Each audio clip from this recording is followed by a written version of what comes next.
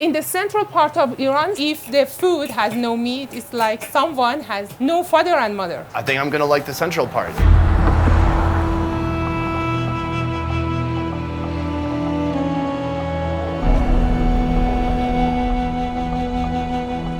Today we're leaving Iran's capital of Tehran and heading into the unknown.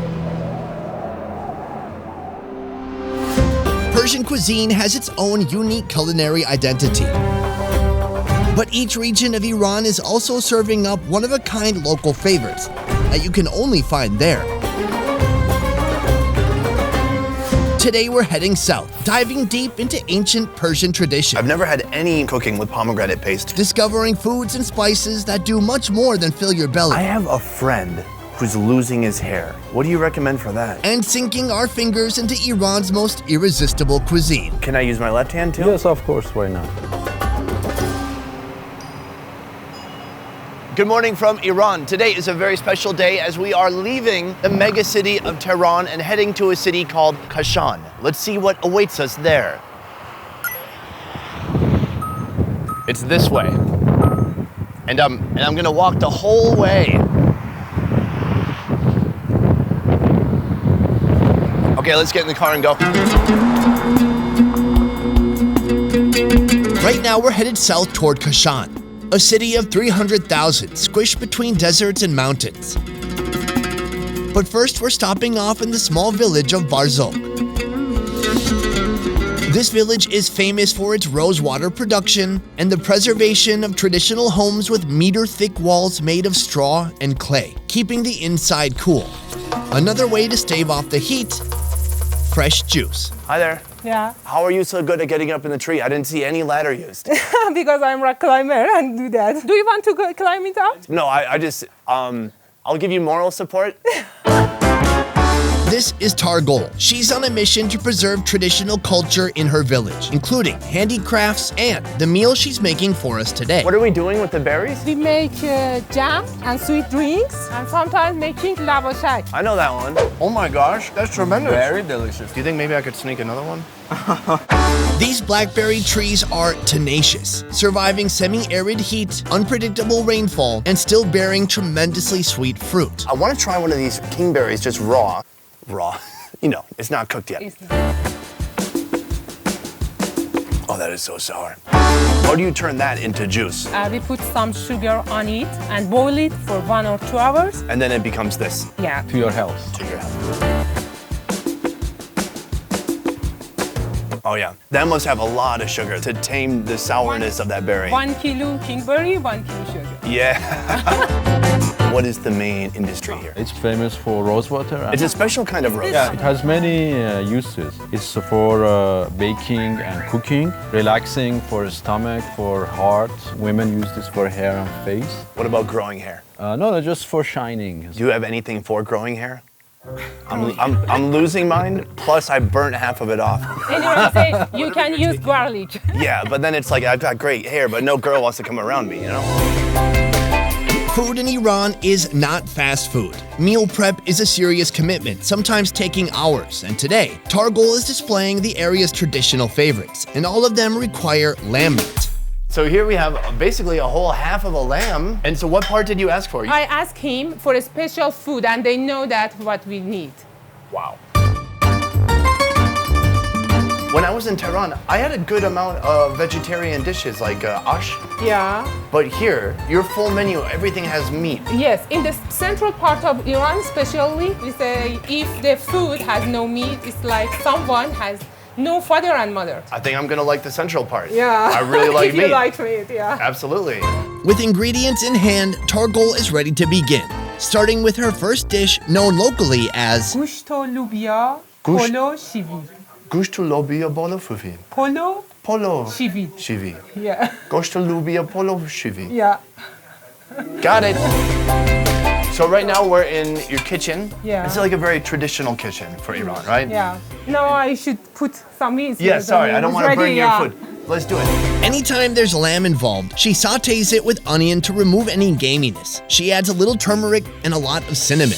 One of the keys to Persian cooking is understanding that some foods are considered to have a hot nature and others a cold nature. Every food in Iran is either hot or cold? No, we balance them in their food. For example, cucumber. If you eat many cucumber, you become a stomachache. It has a cold nature. Good, I won't take any bites of any cucumber.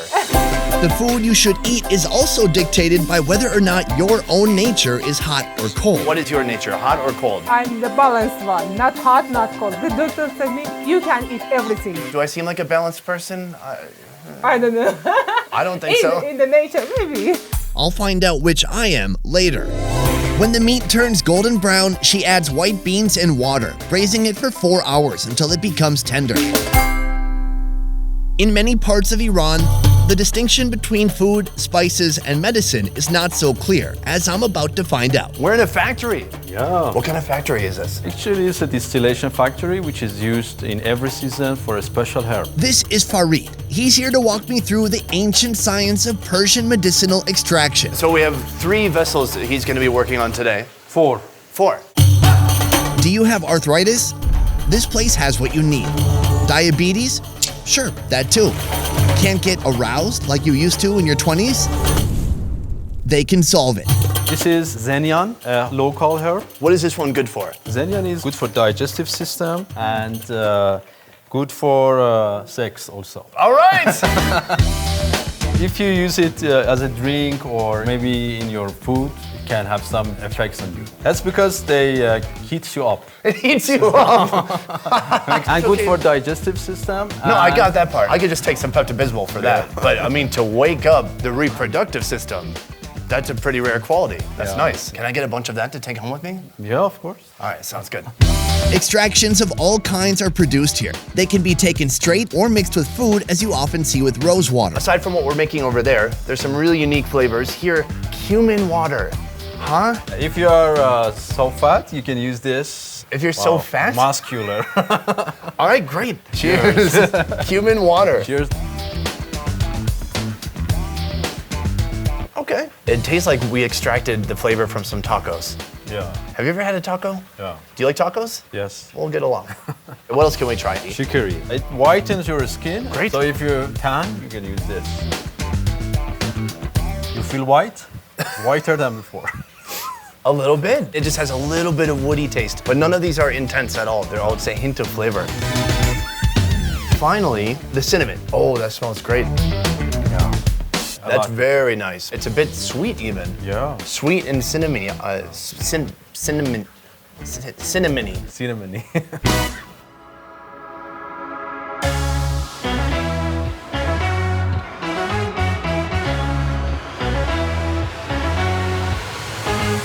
You've been slaving away, like really creating a masterpiece here for the last 4 hours to bring this all together. Such an incredible effort, and I can't wait to try it out. Thank you so much. You're welcome. What do we start with? I heard that you could get killed for stealing too much of this. For potato taddy. It's the under the rice. Okay, good. Enough talking, let's go for it. Oh, hearty and crispy. It's like the best potato chip I've ever had. I can see why people fight for that. Along with the GUSHT-O-LUBIA POLO SHEVID, we have 2 other main dishes. First, Shefte Anar. I'll call it pomegranate meatballs. Grated onion mixed with minced lamb meat, turmeric, cinnamon, pepper, and chili powder. Add chickpea flour, an egg, make some balls by hand, and sauté in oil. Oh, that's very nice. So meaty, juicy, it's kind of sweet too. Do you ever put that sauce onto the rice? In some cities, people do that. Okay. But in Kashan, no. No, oh my gosh, Kashan, what are you doing to me? Next, tas kebab, a famous Kashani eggplant dish. Eggplant fried on both sides, then cooked with lamb meat, tomato, and Kashan's signature pomegranate paste. Here, the eggplant has become super soft. That's very good. It's very hearty. For me, the flavors overall are very mild. Mild enough that I can taste the nuance of the tomato, the turmeric, like all the different seasonings, flavors really come out. I've never had any cooking with pomegranate paste. We have some foods with pomegranate paste. It gives it some nice sweetness. When is the last time you cooked a meal like this? Every day we cook one of them for the family. Okay, you wouldn't usually make all three. Because I thought this was like an overload of meat. I'm like, man, are people really eating this much meat? But this is a special occasion. Yeah. I'm gonna scoop up some of this one. Wow, lamb, beans. Oh wow, look at this. This is like enough for a coal miner.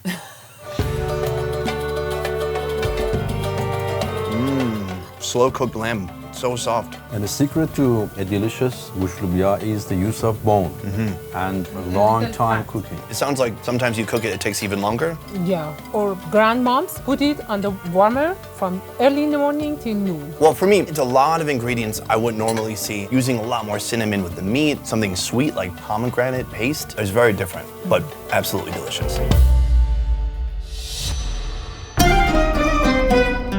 Day 2, Kashan. We've arrived at the Bazaar, one of the jewels of the city with outstanding 19th century architecture. This place has everything: roses, textiles, silver handicrafts, and I'm here to find out if my own nature is hot or cold. I have a friend who's losing his hair, especially around here. What do you recommend for that?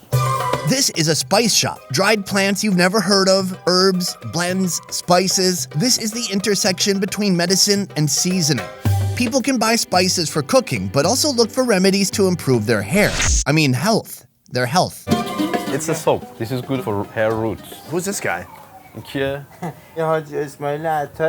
of the oldest spicemen. So this is for my friend. Obviously, my hair is fine and kind of lush and thick and beautiful. But I was wondering, I've heard a lot about people talking about being like a hot or a cold person or a balanced person. And I was wondering if you could look at me, kind of size me up and tell me which I am. When you get up in the morning, does you taste a special thing in your mouth? Yeah, terrible breath, morning breath. Bitter or salty? Bitter. In Iran, I definitely do. It's hot here. A normal amount, like 8? Is that normal? It says you are balanced tempered, not Really? cold, not hot. When you look at me, is there anything else that's obviously wrong with me? Yeah, it says you should avoid sweet, even rice and potato. Well, that's pretty obvious.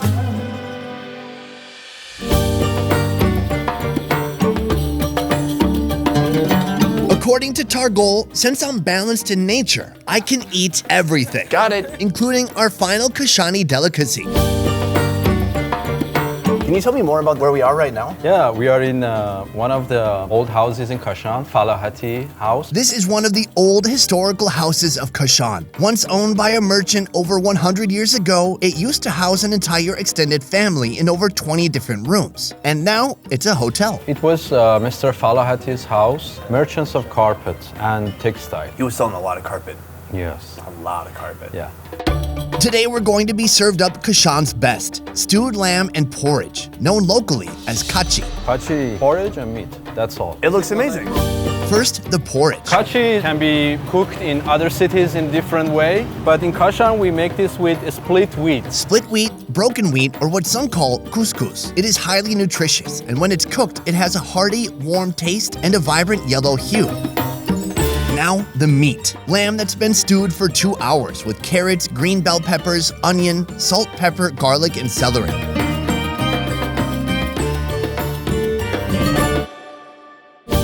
Let's dig in, huh? Yes. All right. You will start. Why would I start? This is the trouble I have in Iran. People are so polite. They always want me to go first, except I don't know what I'm doing. So this is the kind of food we eat with our hands. Yes. Can I use my left hand too? Yes, of course, why not? Oh, it's pretty solid now. It feels nice. Grab a little meat and the onion. Ooh. Wow. Do you want to have some too? Yes. Oh, that's outstanding. That porridge is so thick, it's almost becoming like a solid again. How do you say, like, is it yummy? Is it delicious? Khoshmaze. Khoshmazin? Ali. Ali. Oh, he showed me his style's a little different. He grabs some meat first and then dip it like a nachos in a 7-layer dip, and then his hands are still clean. Cinnamon, And the secret to a delicious kachi is the meat. So the more delicious the meat, the more delicious the whole product. I do like the onion a lot. The onion adds some sweetness, and then that lamb is so tender. Are people still eating this way today, or is this like old-fashioned, traditional? Yes, in the city, but more in the villages. And I have to tell you that this is a sign of unity, that everybody is a friend, so nobody hates each other, and it's better feeling when you eat this. What do you say? Says, this is your lunch. Yeah. This is everybody's lunch. This is everybody's lunch. Even in Iran's modern, fast-paced society, you can still see glimpses of ancient Persian traditions living on in a place that has one of the oldest cultures on Earth. Also, I'll let you know if my friend is able to grow his hair back using Persian medicine. From researching and shooting to editing and mastering, our 10-person best ever food review show team works hard to roll out the highest quality travel food entertainment twice a week. If you like what we do here, please consider supporting our Patreon. Patreon allows fans of the show to contribute a monthly sum and receive a load of extras like early video releases, private Q&As, and beyond. To learn more about our Patreon, check out the link in the description box down below. And if you can't give or don't even feel like it, that's okay too. We're just happy you're here. Guys, thank you so much for watching. I will see you next time. Peace.